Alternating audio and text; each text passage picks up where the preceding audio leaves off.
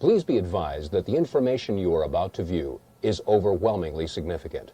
We offer no conclusions, but simply present the evidence and let you, the viewing audience, draw your own conclusions. It is vital that we also mention that the footage you are about to view comes from many of the largest news agencies in the United States who covered the events which unfolded on September 11, 2001. Efforts were made to contact these news agencies and obtain releases for the footage to which we draw attention. However, most of our attempts were unsuccessful, as we were informed that no licenses would be granted. Our initial reaction was to pause and rethink our position on releasing this documentary, but after careful thought, we could not let this information be kept from the American people, and indeed from the global community, as it affects both national security and global security, respectfully.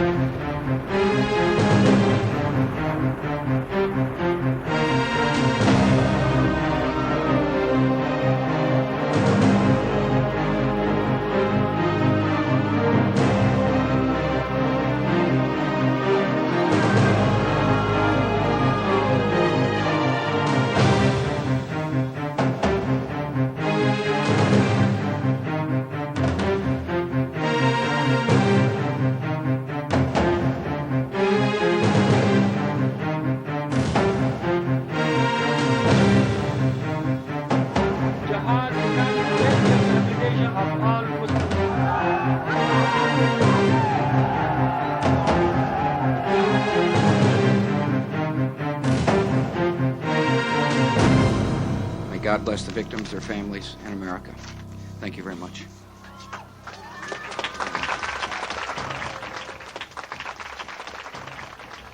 It's been said that all truth passes through three stages. The first stage being denial, the second stage being violent opposition, and the third stage being widespread acceptance as common knowledge.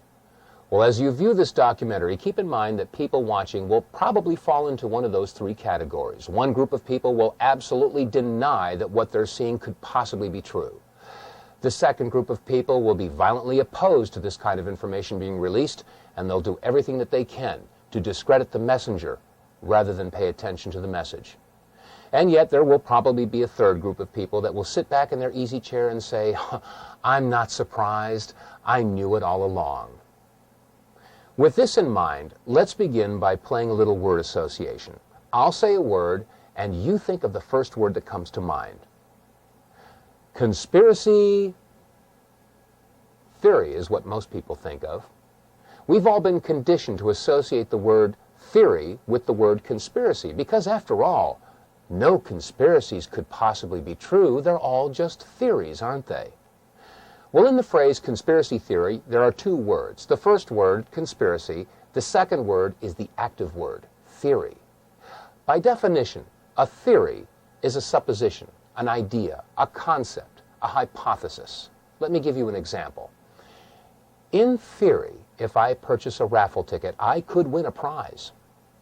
Now, as long as I don't purchase a raffle ticket, my win is theoretical. But once you purchase a raffle ticket, the win is no longer a theory. It becomes a possibility.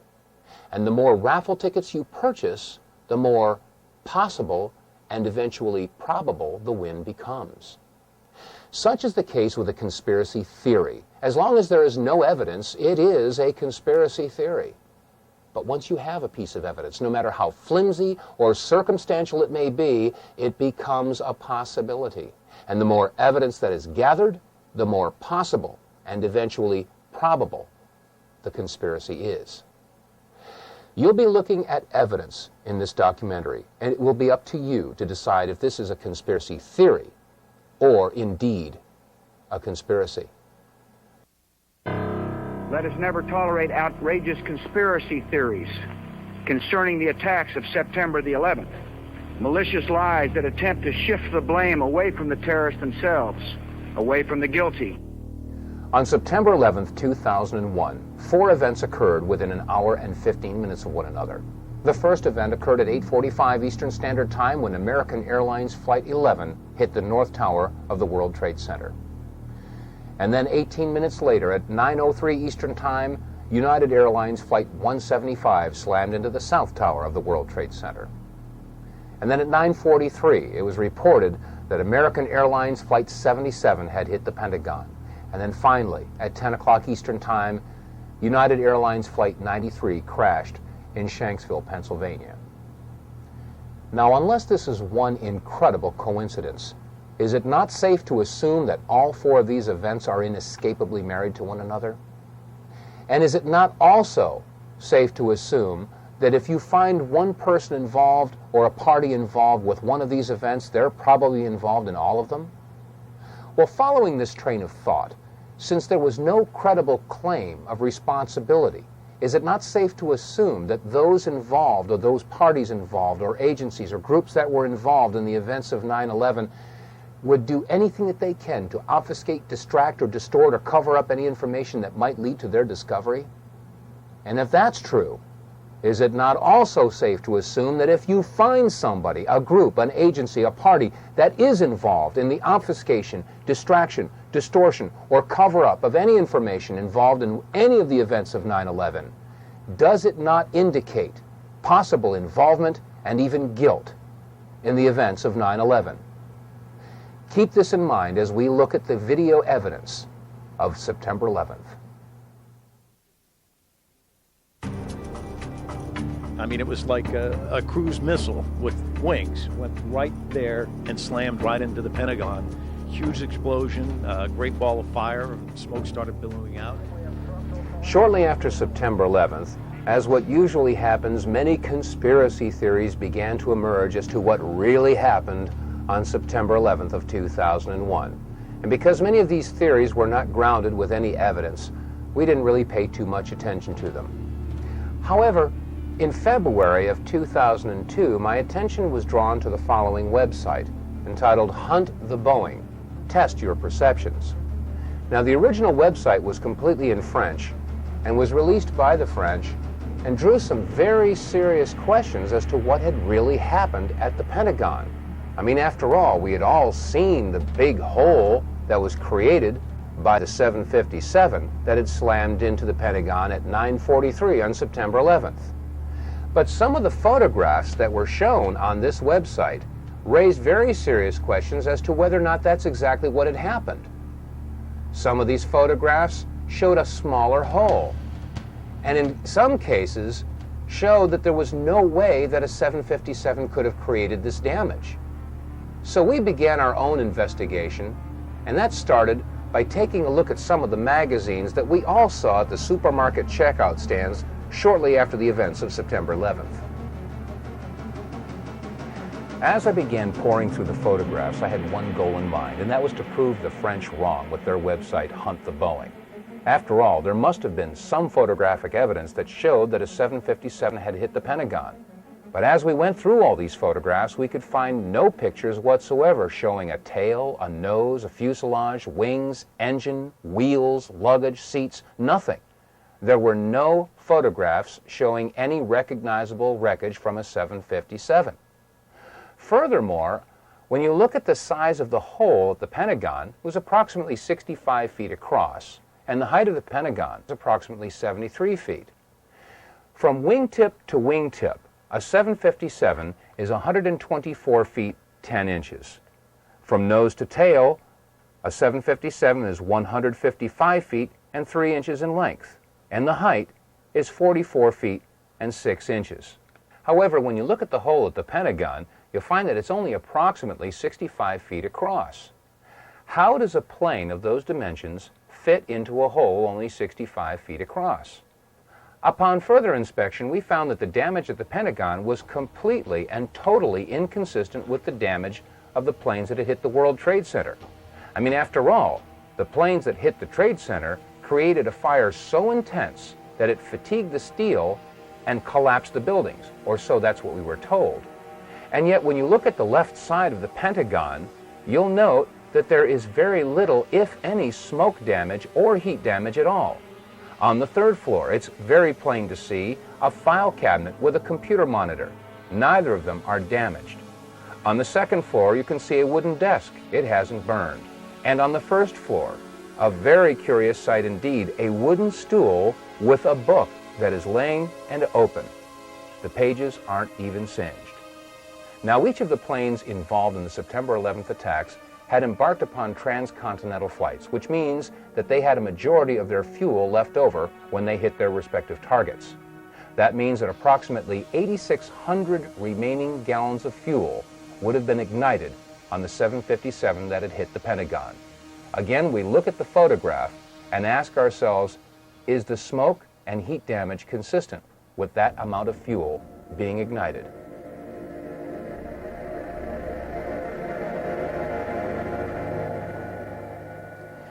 Ms. Therese Sagnier, a certified environmental specialist and a member of the Environmental Assessors Association, sent us the following letter after a brief conversation we had on the telephone. She had said to us that the amount of fuel that would have been left in the aircraft that had hit the Pentagon would basically have reduced that section of the Pentagon to rubble and would have burned for days. And that 8,600 gallons of fuel had a BTU rate of 86 million. She also stated that, looking at the total weight of this aircraft in conjunction with its velocity, the Pentagon should have been reduced to the thickness of a pancake. Also, the fuel spill of 8,600 gallons would have posed a very large soil removal and disposal project, since the contaminated soil would be considered hazardous waste under Title 40 of the Code of Federal Regulations. Also, looking at the total heat value output of the JP-8 jet fuel, at 86 million BTUs, the temperature of the fire at the Pentagon after ignition would have been in excess of 3,000 degrees Fahrenheit. You could expect this size of involvement to last for days, and it would be visible for miles. Another interesting question that is raised is in the photographs of the collapsed area of the Pentagon. If you'll note the upper floor and roof area, it appears that that area simply collapsed and does not show any impact damage from a tail section that was over 43 feet in height. How could a 757 slam into the Pentagon and not have an impact area where the tail section would have hit the upper floors?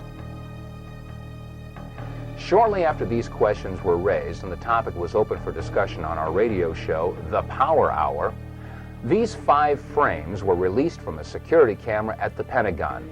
The only problem is that the release of these 5 photographs seemed to raise more questions than they answered. First of all, why was the date incorrect in the lower left corner of the screen? Second of all, they really didn't show that there was a 757 that had hit the Pentagon. And thirdly, many people asked, is this the only security camera that was on at the Pentagon? The Pentagon. This is the nerve center for the United States military, supposedly the most secure building in the country. And this is the only video footage that was available of the most heinous attack ever recorded at the Pentagon? Where were all the other security cameras aimed? What about the security cameras that were on in the hallways at the Pentagon? Every inch of the Pentagon is under video surveillance. Where are those video cameras? We also had a report about a gas station whose video camera was pointed in the exact direction where the 757 would have hit the Pentagon. Shortly after the event, it was reported that federal officials showed up at that gas station and confiscated that footage.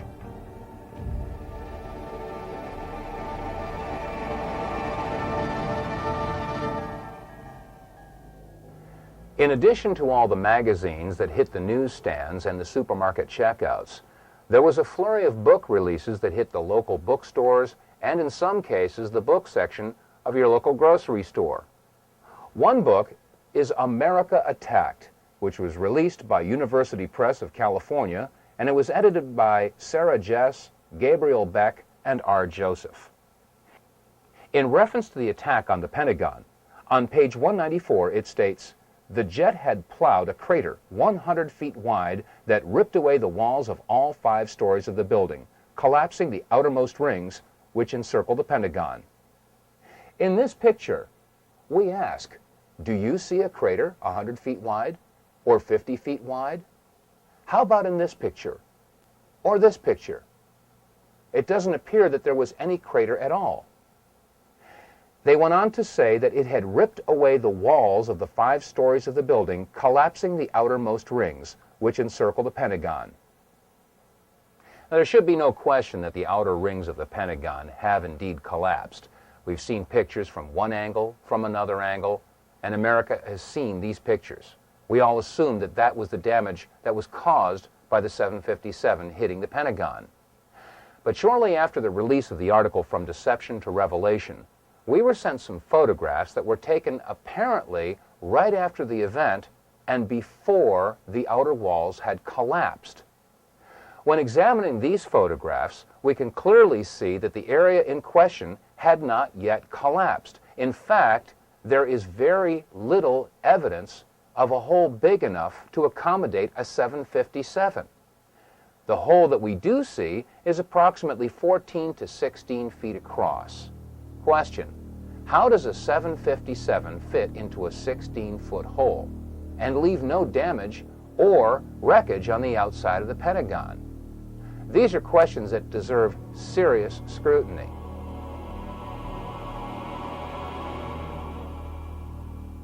Let's take a look at some of the photographs that were taken before the outer wall of the Pentagon collapsed. In this first photograph, we can see the firefighters pulling the hoses away from the fire truck.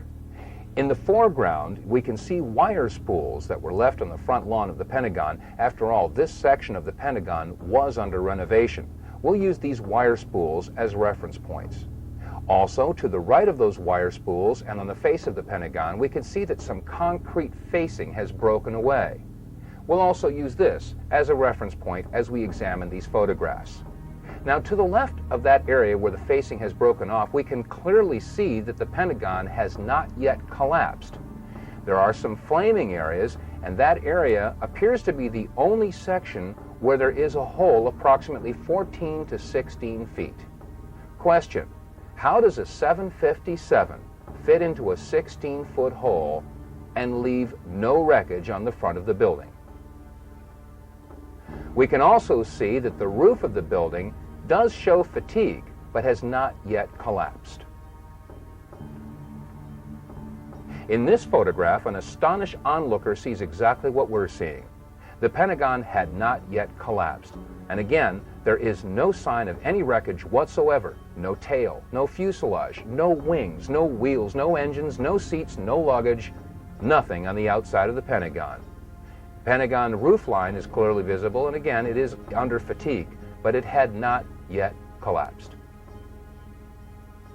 As we examine this next photograph, let's take a good close look at the lower left corner. You'll see engine 331 from the Metropolitan Washington Airport Authority, and we contacted the fire chief from this engine company. Chief Plower agreed to come on our radio show along with 2 of his firefighters, but 1 hour before airtime, they canceled. We were told that the 2 firefighters had been placed on indefinite leave.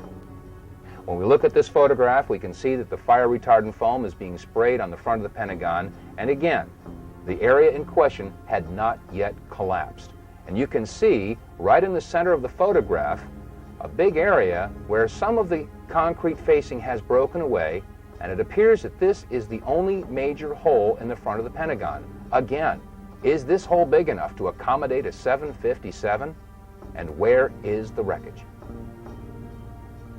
In this photograph, we again see engine 331 and fire retardant foam being sprayed on the front of the Pentagon. Note clearly, in the center of the photograph, we see the upper floors of the Pentagon, again, yet to collapse, but Also notice that there does not appear to be any damage to these upper floors. Question: if the height of the Boeing 757 was 44 feet 6 inches, there should have been some point of impact in these upper floors, and yet when we look at these pictures, there doesn't appear to be any impact whatsoever in the area where the tail should have hit. And again, there is no wreckage visible on the front of the lawn. Now, while these photographs were being taken, videographers from several different networks were on the scene to capture the firefighters in action as they battled the blazes at the front of the Pentagon. Jim Angle is joining us now from Washington. Jim, what can you tell us about that fire outside the Pentagon? Jim Angle, are you with us? I can tell you first that the roads around the White House, the streets around the White House, were blocked seconds ago. Members of the Uniform Division of the Secret Service ran out to intersections and started diverting traffic. There are emergency vehicles on almost every block around the White House. The road south of the White House has also been blocked. And as you know, the White House is being evacuated. Federal employees are standing on the street corners in and around the White House, having left the building for fear of another attack. As you come into Washington from Virginia, about 2 miles from the Pentagon, you can see the smoke billowing up from the building. Huge clouds of smoke. So much so that commuters coming into town have pulled over to the side of a busy freeway, what is ordinarily a busy freeway, and are sitting, watching in amazement as the symbol of the United States Defense Establishment goes up in smoke. So there is an amazement all over Washington. People are not sure what to think. You've got a lot of federal employees standing around in this area watching as the streets are blocked off and emergency vehicles rush to and fro. We're not sure what they are up to, but clearly there is concern about the safety of them. What could have caused this type of damage? What could have caused a 14 to 16 foot hole and pierced 3 of the rings of the Pentagon?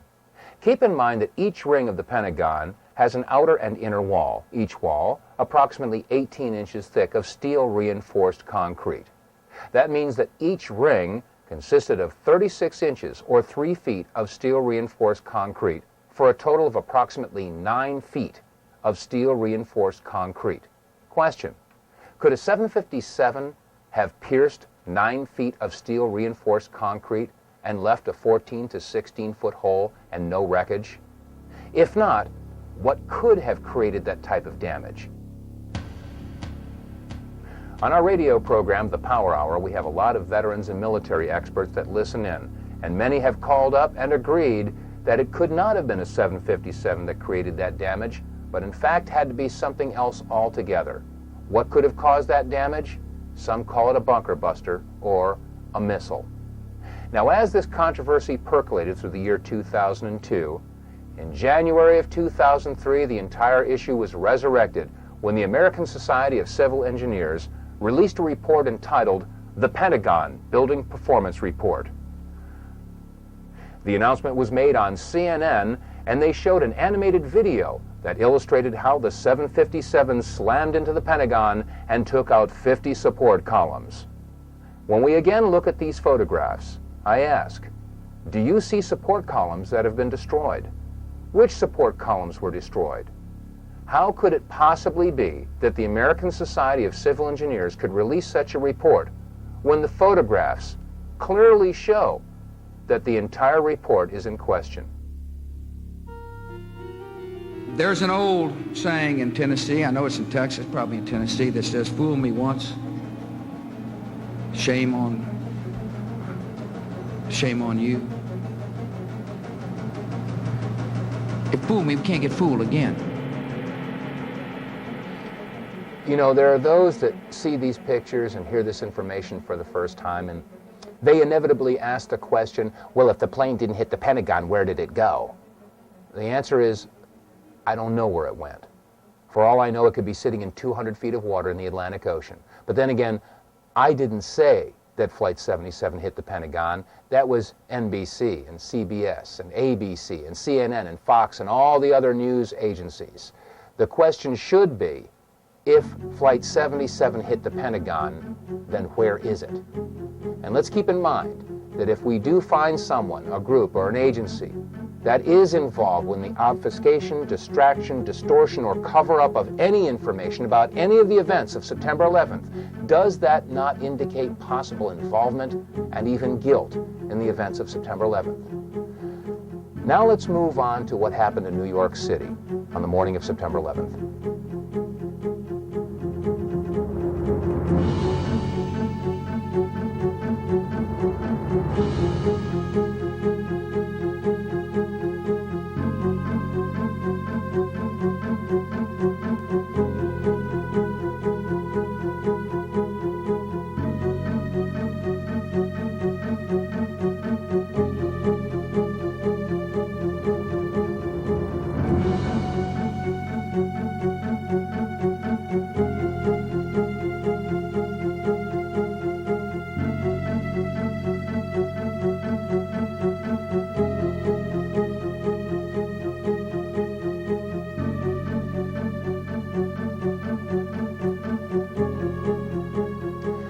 These are just a few of the images that are indelibly etched in the minds of every man and woman on the face of this planet that happened to be near a television set on the morning of September 11th of 2001.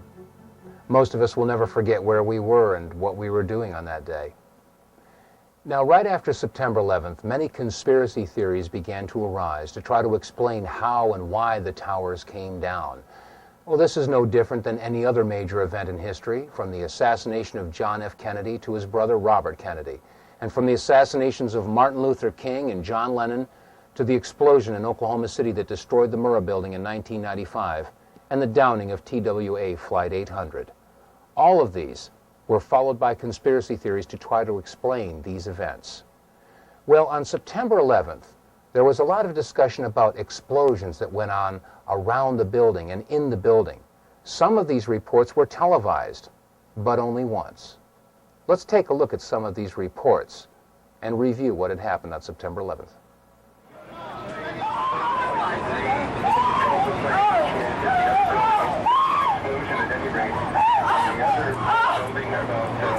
That was not American Airlines.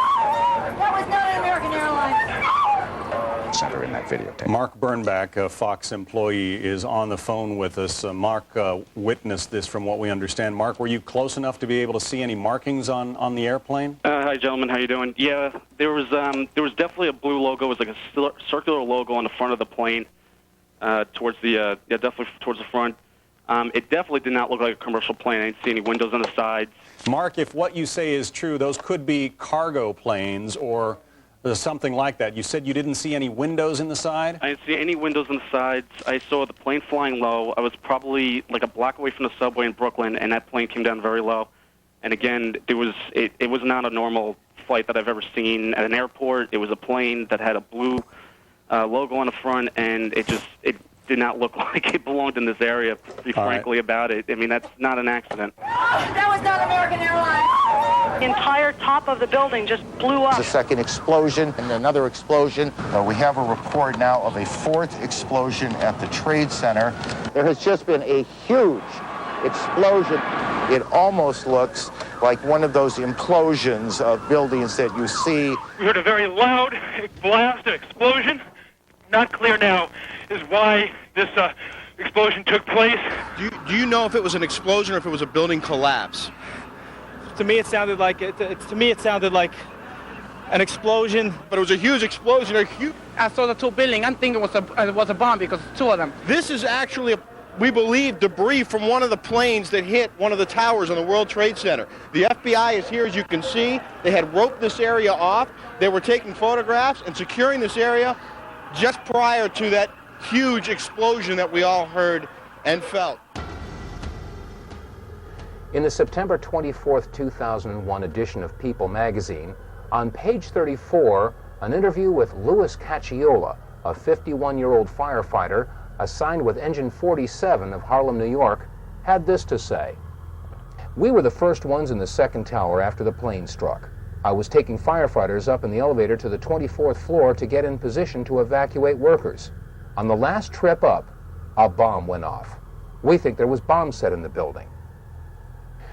Well, Louis Cacciola isn't the only firefighter who claims that there were explosives or demolition charges going off in and around the World Trade Center. We made it at least 2 blocks, and we started running.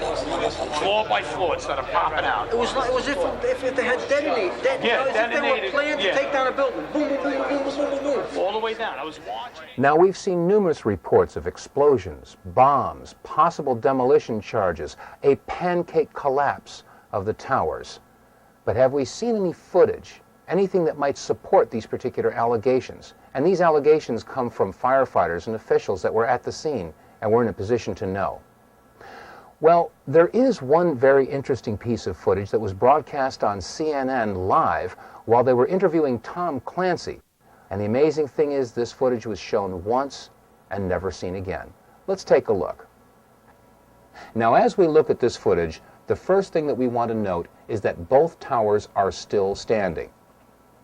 The sun had just risen in New York. It was 9:30 in the morning, so the camera is looking from the west towards the east, and the smoke is being blown towards Brooklyn, or away from the camera to the southeast. This gives you a clear view of the left side or north side of the towers in the Trade Center area. If you follow the left tower all the way down to the street level, you'll notice that you can see all the way down to the buildings below. Now the question is, if both towers are still standing and the smoke is being blown away from the towers, what is this huge plume of smoke approximately 50 to 60 stories high rising from the Trade Center area? This footage was shown once live and never repeated, as I've already said. Why were we never shown this footage again, and why has this event never been brought to the attention of the American public or the world? This is a critical event. It was never discussed or examined because it is inconsistent with a simple attack of planes slamming into towers. How could this plume of smoke be rising from the base of the towers if neither one of the towers had collapsed? There's one more important point to make when viewing this particular piece of video footage, and that is that the rising plume of smoke appears to be occurring to the north and west of the Trade Center area. Question: is there any other photographic evidence that might show an explosion or a plume of smoke that occurred to the north and west of the Trade Center towers before the collapse?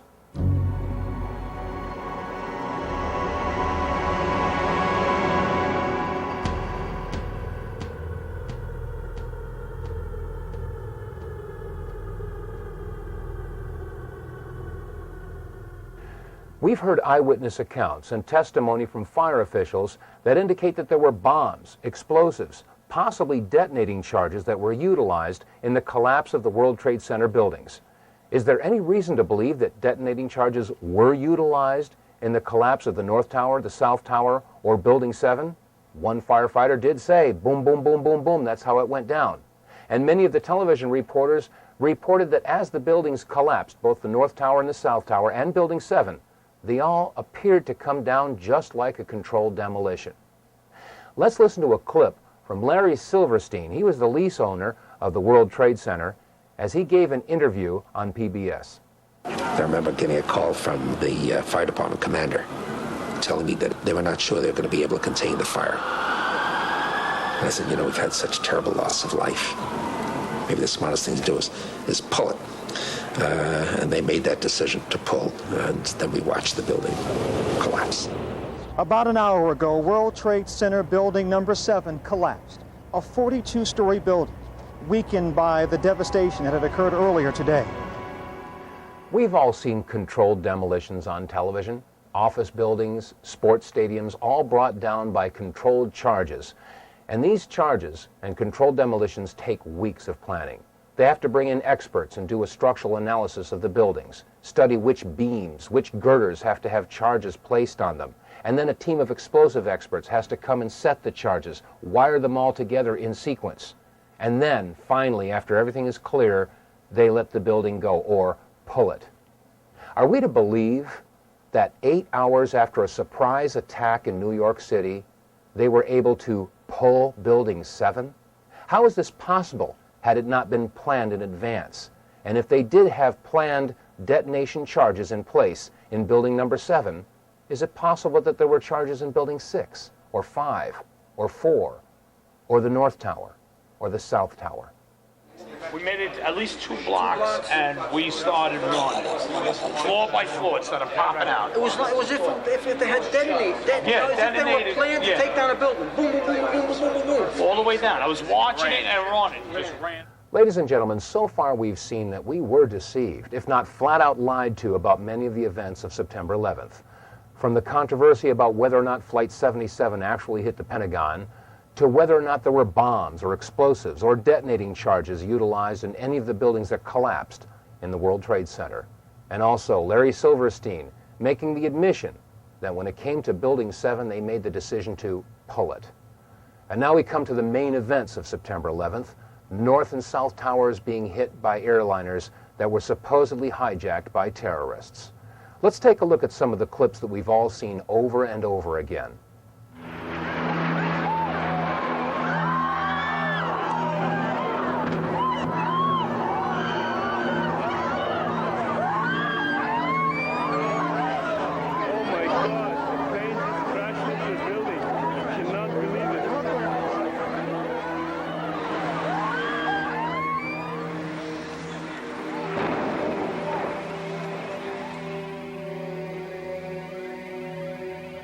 On April 15th of 2004, we received a news release that alerted us to a website that was entitled www.letsroll911.org.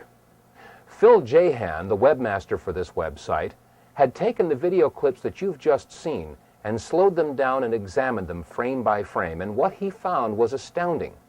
There are several different anomalies that need to be examined and questioned. First of all, what is attached to the bottom of the plane that hit the South Tower? And second of all, what is that brief flash that occurs just as the plane makes impact? Now, when we first looked at this video footage, I said to myself, well, this video footage could very well be manipulated. So I wanted to check it out myself. Well, we went and found the DVD that we had purchased shortly after September 11th entitled America Remembers. This was directly from CNN. We took this DVD and put it in our machine and examined the very clip that you've just seen. Let's take a look at it. Let's take another look at this clip in slow motion, but before we do, keep in mind that sometimes the best place to hide something is in plain sight. We've all seen this video clip, and there have been many publications that have taken frames from this video and published them in hundreds of magazines. Here's an example. On page 3, a full-size blow-up of this picture. And in this magazine, it was published on page 4. And on the back of this book that we discussed earlier, it's on the back cover. I suggest you all take a copy of your magazines and books, and if you have the video footage, take a good hard look. We've all got this. Now let's take a look at this in slow motion. As the plane approaches the South Tower, notice carefully the belly of the plane. There appears to be something attached, and just as it hits the building, there's a flash. Let's take another look in super slow motion.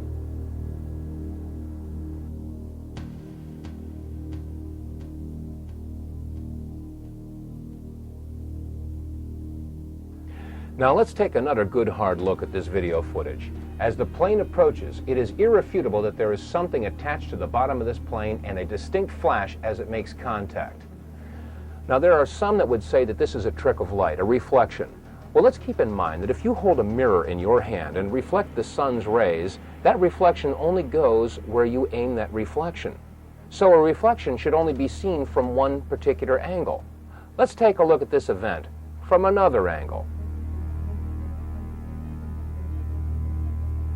And now let's take a look at it again from a third angle. And now let's take a look at it one more time from a fourth angle.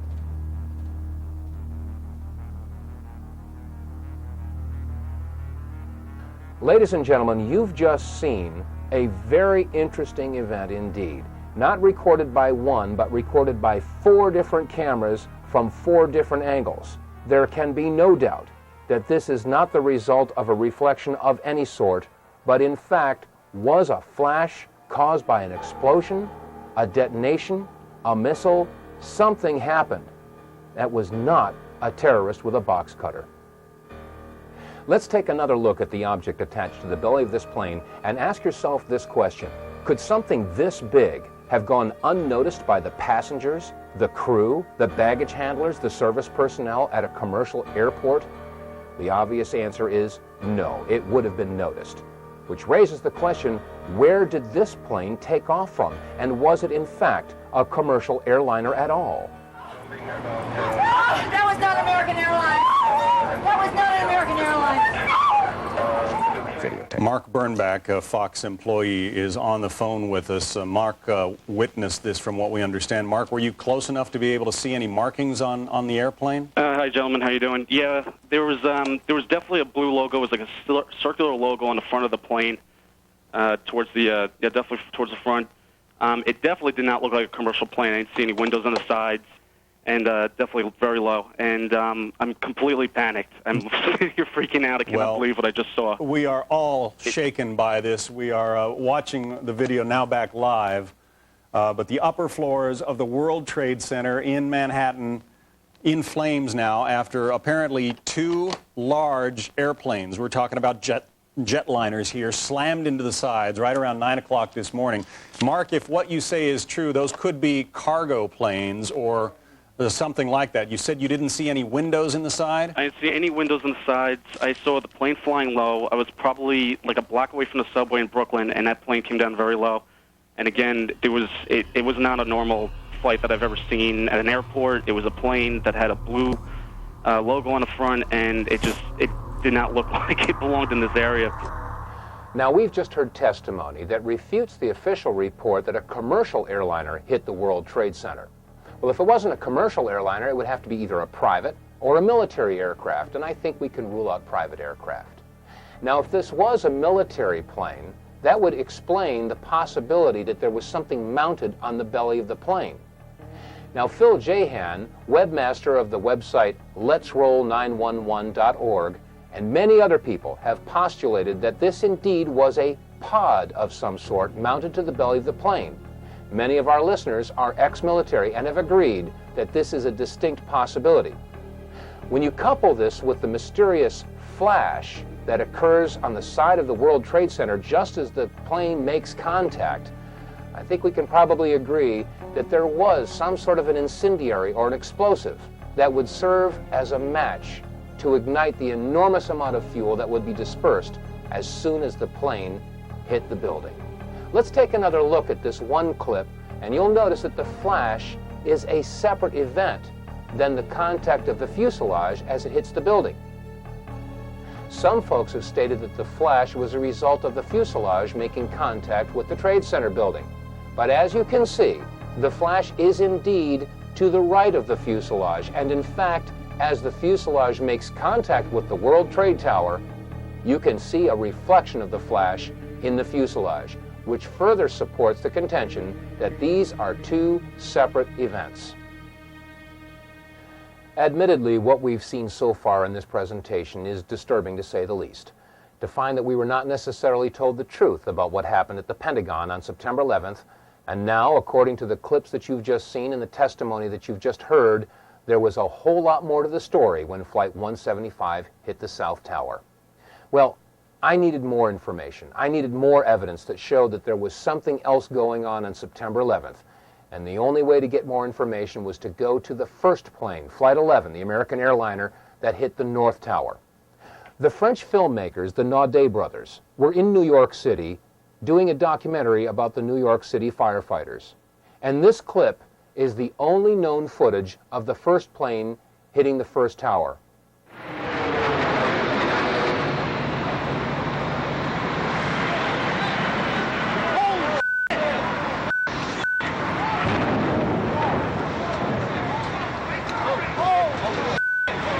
Let's take another look at this video clip, this time in slow motion. You'll notice that as the plane approaches the tower, first of all, we're too far away to get a clear shot in any detail of the plane. So therefore, it's hard to make out whether or not there was anything attached to the bottom of this plane, as was the case with Flight 175. However, there is another similarity. Just as the plane makes impact, there is a flash. Let's look at it again, and keep in mind that as we watch this plane make impact, this flash occurs just before the plane crashes into the North Tower. This time, as we watch this clip, note the shadow rising from the lower right of the Trade Center tower, and keep in mind that the shadow won't reach the impact point before the plane and vice versa. This is very important because the flash occurs before the shadow and the plane meet. This time, let's look at this clip in reverse. You'll notice that as the plane slowly backs out of the North Tower, it is clear of the tower, and then the flash occurs, indicating that the flash occurred before the plane made impact on the North Tower. One more time, this video clip showing the flash as the plane hit the North Tower.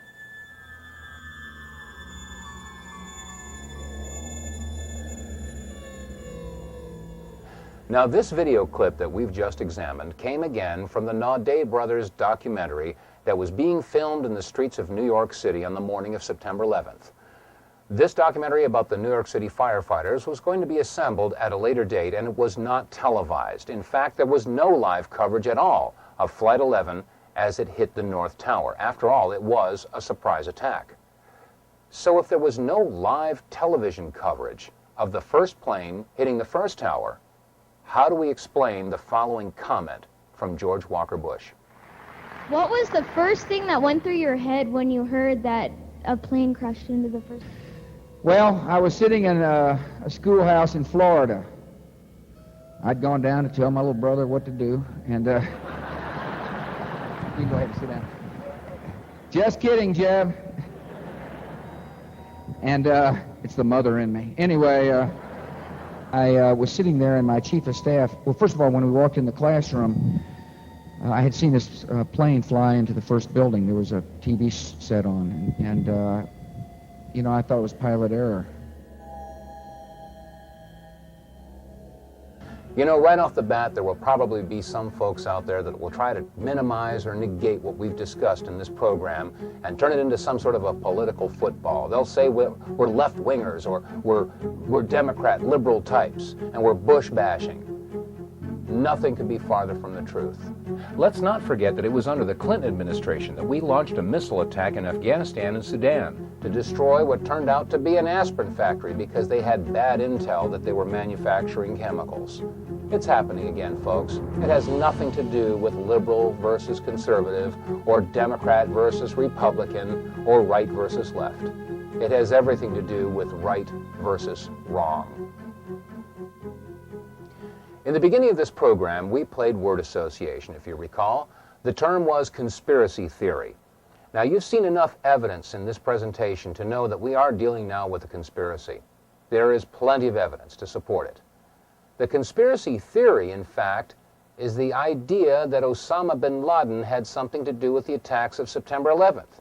Let's not forget that on September 23rd of 2001, Condoleezza Rice, National Security Advisor, had stated that they had evidence that linked bin Laden with the terrorist attacks and that they would release that evidence in due time. Well, America and the world are still waiting for that evidence. And in that time since September 11th, we've launched not one, but two wars in Afghanistan and Iraq based upon no evidence or a conspiracy theory. Our war is against evil, not against Islam. We don't hold any religion accountable. We're fighting evil. What we've seen on this video should give us all cause to stop and rethink everything that we've been told about September 11th. The media and our government have relentlessly pounded into Americans' minds that it was terrorists wielding box cutters that were responsible for the attacks in America on September 11th. And now, after seeing this video footage, we realize that it couldn't possibly have been a terrorist in a box cutter that would have created the flashes on both the North and South Tower. Nor could it have been a terrorist with a box cutter that had that attachment to the bottom of Flight 175. There is one truth that's come out of this, though, and that is that there is a war on freedom. But the war on freedom isn't being waged by those that they say it is. After all, how many of your freedoms have been legislated away by Osama bin Laden or the Taliban or Al-Qaeda or Saddam Hussein? The answer is none. Your freedoms have been legislated away by the very people who take oaths to defend your freedoms. Republicans and Democrats alike. Your Congress, your Senate, your President. There is a war on freedom. And now, thanks to the Homeland Security Bill, the Patriot Act, the Terrorist Bill, the Model States Emergency Health Powers Act, we have thumb scanners and retina scans and face recognition, metal detectors. At the airports, we have body scans and body cavity searches. Yes, there is a war on freedom. And let's not forget what George Bush had said in regard to conspiracy theories. Let us never tolerate outrageous conspiracy theories concerning the attacks of September the 11th, malicious lies that attempt to shift the blame away from the terrorists themselves, away from the guilty. Every nation in every region now has a decision to make. Either you are with us or you are with the terrorists. Much calmer situation and a much better evacuation. And these people. My son was murdered! Let's ask some real questions. Is that unfair? And what about the bunker? You didn't ask him about the bunker, the Office of Emergency Management bunker on fire? We are getting ready for the next panel. Remember this. Your government funded and trained Al-Qaeda. Repeat it again. Your government funded and trained Al-Qaeda. And now I ask all of America and the people of the world, where's your line in the sand?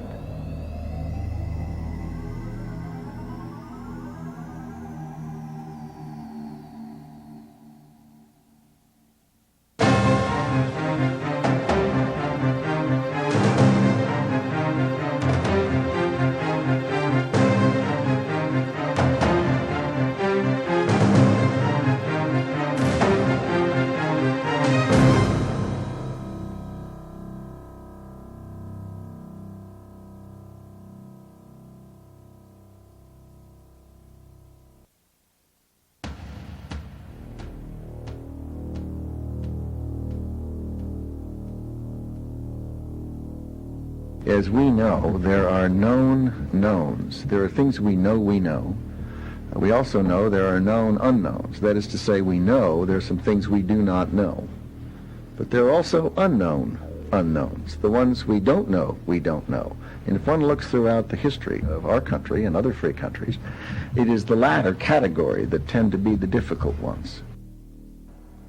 Ladies and gentlemen, the presentation that you've just seen was timed out for 52 minutes in the hopes that someday it would be broadcast on a commercial television station and thereby leave enough room for them to insert their commercials. We're going to take a look at some of the information now that we decided not to put into that presentation. But before we do, let's take another look at the belly of this plane before it hit the South Tower.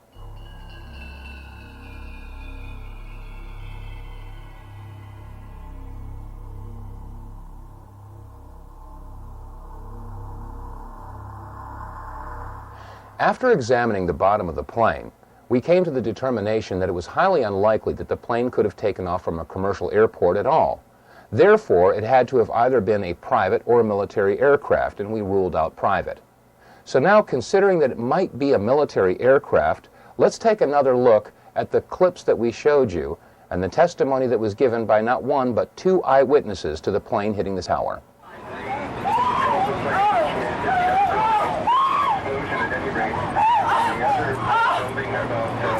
That was not American Airlines. That was not an American Airlines. Mark Bernbach, a Fox employee, is on the phone with us. Mark witnessed this from what we understand. Mark, were you close enough to be able to see any markings on the airplane? Hi, gentlemen. How you doing? Yeah, there was definitely a blue logo. It was like a circular logo on the front of the plane, towards the definitely towards the front. It definitely did not look like a commercial plane. I didn't see any windows on the sides, and as far as I knew, when I saw it coming down, I was like, well, LaGuardia is pretty far away, and that plane is really slow. and definitely very low. And I'm completely panicked. I'm you're freaking out. I cannot believe what I just saw. We are all shaken by this. We are watching the video now back live, but the upper floors of the World Trade Center in Manhattan in flames now after apparently 2 large airplanes, we're talking about jetliners here, slammed into the sides right around 9 o'clock this morning. Mark, if what you say is true, those could be cargo planes or something like that. You said you didn't see any windows in the side? I didn't see any windows in the sides. I saw the plane flying low. I was probably like a block away from the subway in Brooklyn, and that plane came down very low. And again, it was not a normal flight that I've ever seen at an airport. It was a plane that had a blue logo on the front, and it did not look like it belonged in this area, to be frankly about it. I mean, that's not an accident. My personal opinion. Again, we heard the woman screaming not once but twice that this was not an American Airlines. This was not an American Airlines. And we also heard the Fox employee giving his testimony not once but twice that the plane that he saw had no windows. So now we have to ask the question, is there something in the arsenal of the United States military that is a 767 type aircraft that would have no windows? What you're looking at is a photograph of a Boeing 767 that was manufactured for the United States Air Force to serve as a fuel tanker. You'll note that it has no windows. But now we have to take another hard look at some of the clips we showed you earlier and ask the question, is there anything else in these photographs that might indicate that it could be an Air Force 767 fuel tanker? In this clip, you'll notice as the plane enters the building, and we'll stop frame right here, take a very close look at the tail of the plane. You'll note that there is a very small anomaly right in the tail section on the bottom. What could this be? Let's take another look at the clip that we analyzed in depth earlier, where we saw the attachment on the bottom of the plane. But this time, look at the tail section. What is this anomaly? Could this possibly be a boom port for a 767 Air Force tanker?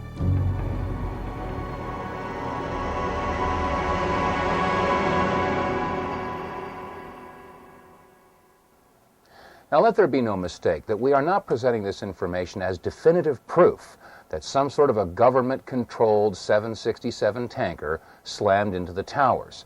But the information does require that we at least ask the question. And speaking of that, how would a governmental agency get a pilot to pilot one of these air tankers into one of the towers? Maybe they didn't even need a pilot. This is an AFRTS News Minute.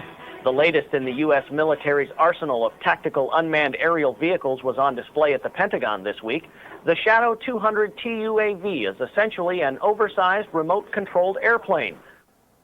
And now we come to the $10,000 question. How is it possible that in the sleepy town of Versailles, Missouri, in a little production studio, we can do an in-depth analysis and a slow-motion expose of video footage that's been at the fingertips of every major news network all this time? How is it possible that they can show you slow-motion video of car crashes and basketball games, and they can do frame-by-frame analysis of major events in history like the JFK assassination, and yet they haven't seen fit to show you one slow-motion picture of these planes hitting the towers?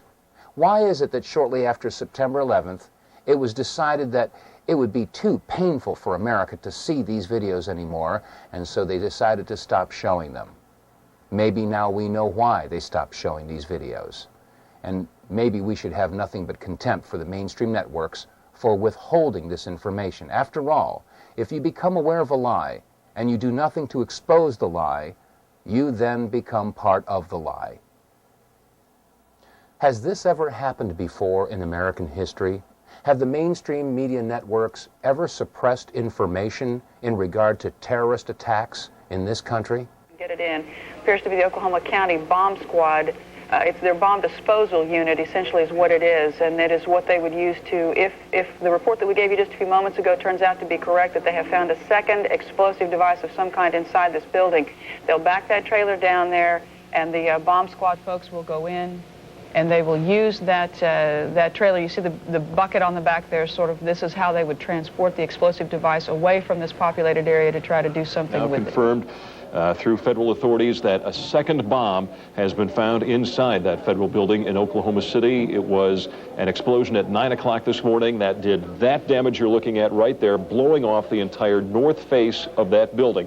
Again, you're looking at the north face there. A second bomb was found on the east side of that building. A bomb squad is on the scene. That second bomb has not exploded. We don't know quite the status yet, if they've managed to defuse it, but it has been confirmed that a second bomb was found on the east side of that building. I just took a look down the street at the Morrow building again. I see another bomb truck going, so apparently they're going to try to get out that third bomb that's been talked about. Still a lot of activity around the Morrow building. Security concerns that another one still might go off. That's what everybody's worried about. At the present time, the medical teams downtown are unable to get into the wreckage to retrieve more of the injured because of the presence of other bombs in the area. I've been told by the police department that just as soon as those bombs are defused, they will permit the medical teams to enter.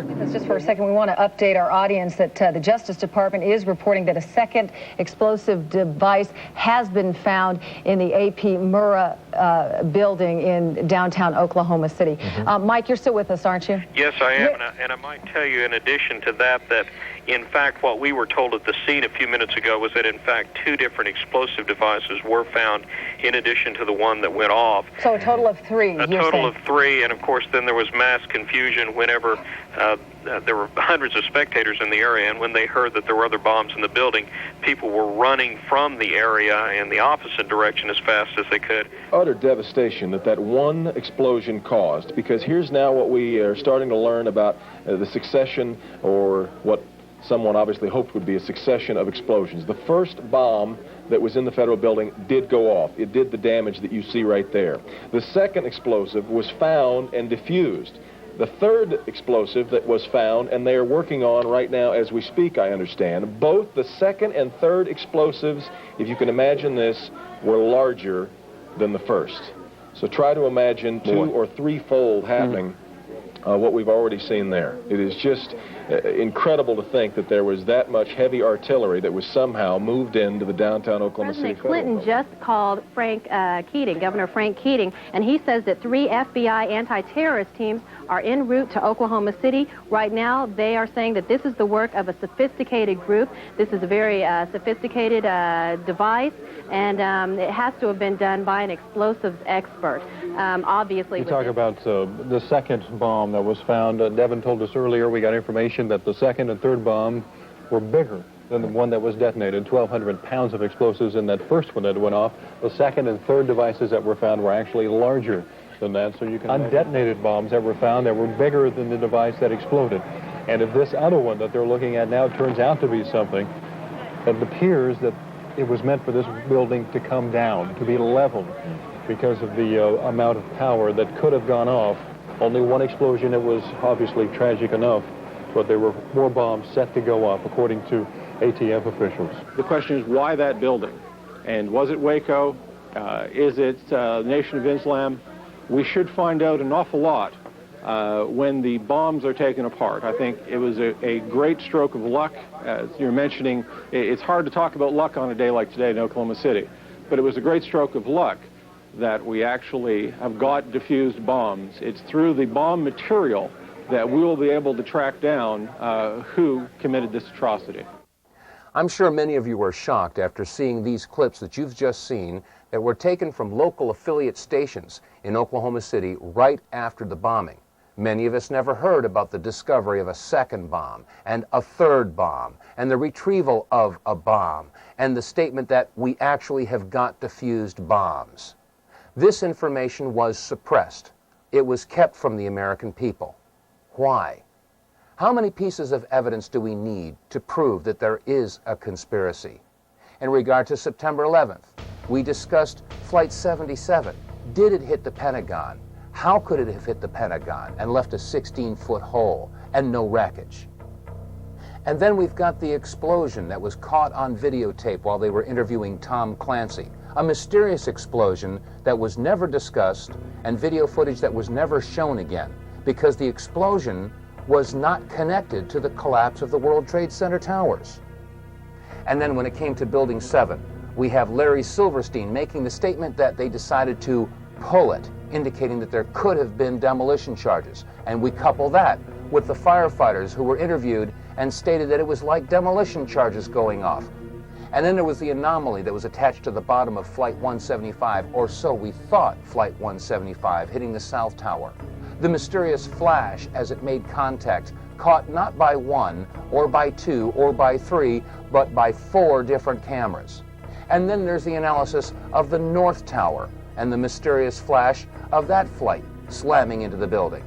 How many pieces of evidence do we need before America and the world recognizes that there is a conspiracy? And now we come to the most important question of all, and that is, who do we trust?